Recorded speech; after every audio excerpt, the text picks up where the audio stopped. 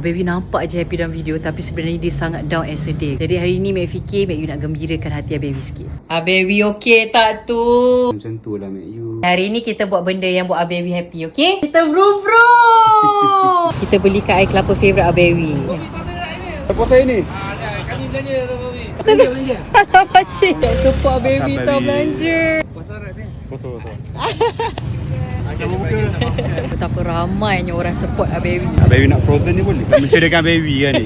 Oh, aku main je. Make sure letak dekat tepi katil setiap hari sampai tu depan. Sweet lah Mek Yu. Special untuk Abewi berbuka. Mi goreng favourite Abewi dengan coconut Yang ni shake. bukan baby minum ni.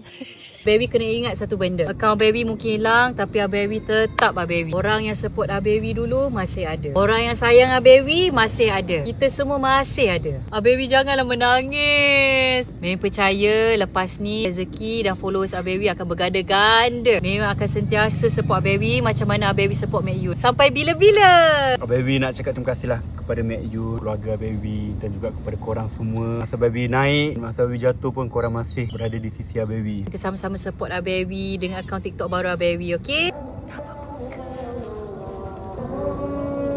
Love you Abewi.